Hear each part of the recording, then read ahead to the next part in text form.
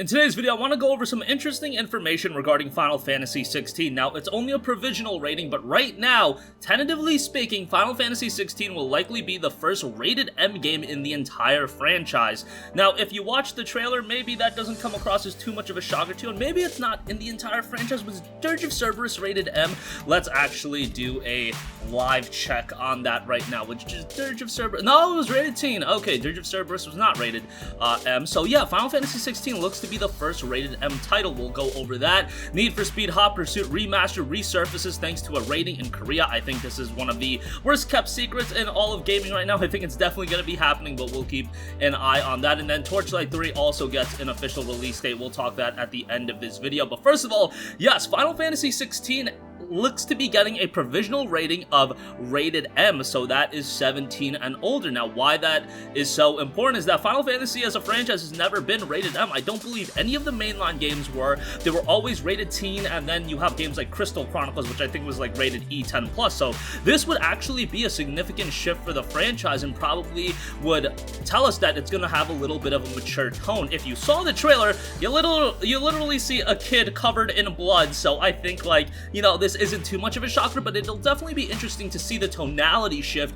in a game like this. Remember that this is being done by the team that did Final Fantasy XIV, so I could easily see a little bit of a difference in terms of storytelling and presentation, and I felt like we already saw that a little bit when we got the trailer. A lot of my friends actually hit me up, then they were like, what the hell, that's Final Fantasy? That looks a little bit different. They were very intrigued by the game, but definitely it doesn't have the high fantasy setting that a lot of people know Final Fantasy for. It doesn't have that type of setting that was present in, say, a Final Fantasy 15 or a Final Fantasy 13. Kind of has a different tone to it, but I am all for that. Final Fantasy 12 kind of had that tonality shift as well, but Final Fantasy 16 is easily one of my most anticipated PlayStation 5 games, and you also have to ascertain the fact that Jason Schreier said that this game has been in development for 4 years, so maybe this is going to be coming along sooner rather than later. I saw all the memes come out. It's like, I can't wait to play this game on my deathbed. I can't wait to play this game on the PS6 in 2030.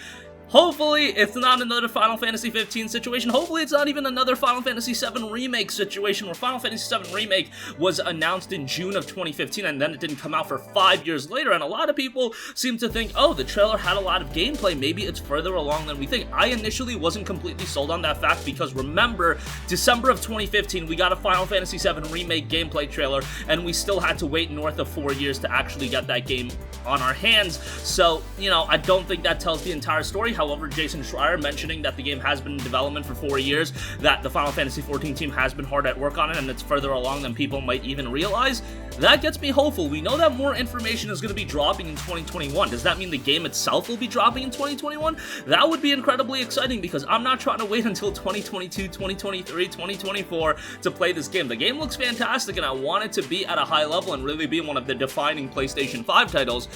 It'll be interesting to see how it actually all shakes out. I wasn't a big fan of Final Fantasy 15 from a storytelling standpoint, but Final Fantasy 14 has an incredible story. If you actually follow that game's narrative, it is incredibly strong in that standpoint, and a lot of MMOs are not known for that. But FF14 certainly has a strong storyline.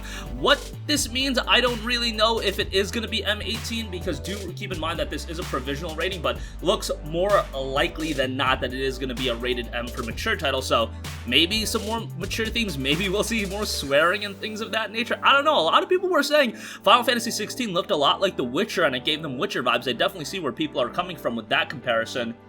And a rated M rating would be apropos for a game of that type of style, Final Fantasy 16 being. You know, they're still working on the Final Fantasy 7 Remake, and a different team is working on that. Don't worry, this isn't a case where, like, the Final Fantasy 7 Remake is now halted and they're working on Final Fantasy 16 and they're going to alternate between the two. They might alternate between the two in terms of years that they're released, but both games are concurrently in development. Separate teams are working on them, so don't think this pushes back the Final Fantasy 7 Remake at all. That's not at all the case. Final Fantasy 16 being done by the FF14 team, so keep that in mind. I'm super excited for this game. The music, by the way, in that trailer, god damn it. Even if a Final Fantasy game isn't good, even if a Square Enix game isn't good, they are always going to get the music right, and I'm always going to give them credit for that because the music, my god, it sounded great. And I can't wait until we actually get the opportunity to know a little bit more about it, and then also obviously play the game. It is a PlayStation 5 exclusive for now. They botched the trailer and said that it was coming to PC as well. Maybe it'll be coming to PC sometime down the line, but at this point, PlayStation 5 hard exclusive, not a console exclusive, not a timed exclusive. This one looks to be a hard exclusive, although we don't know the exact details of the deal. With Final Fantasy VII Remake, remember, they said coming first to PlayStation 4. That pretty much immediately confirmed that at some point it would be coming to other platforms. With FF16, it looks to be a hard exclusive. They only have the PS5 label there.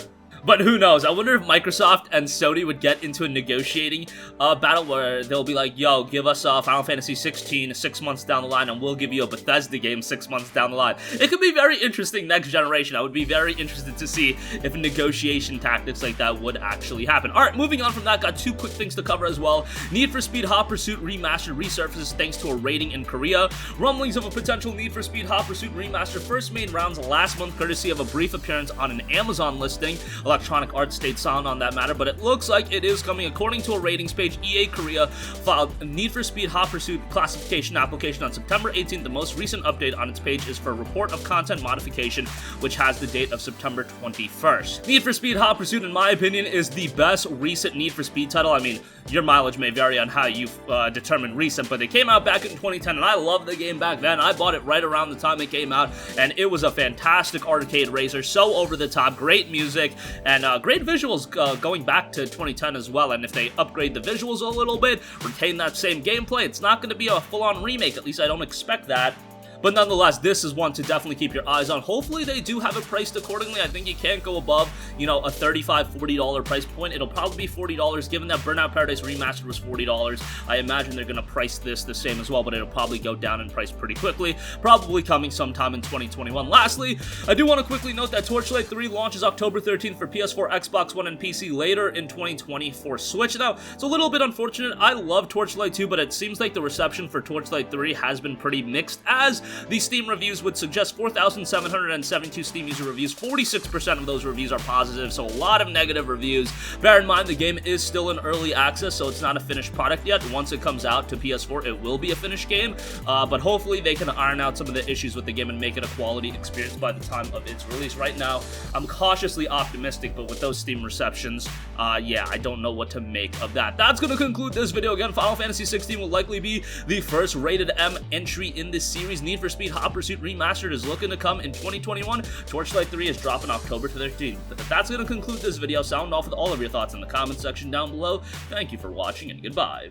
Hey guys, we hope you enjoyed the video, and if you did, make sure to hit the subscribe button, and if you're already subscribed, do us a favor and hit the bell icon. This way you'll be notified whenever we post a new video. That's the best way to keep up with all of our uploads, and we usually try to upload 2 videos a day. And with the bell icon hit, you'll be notified whenever we do upload a video. As always, thanks for watching.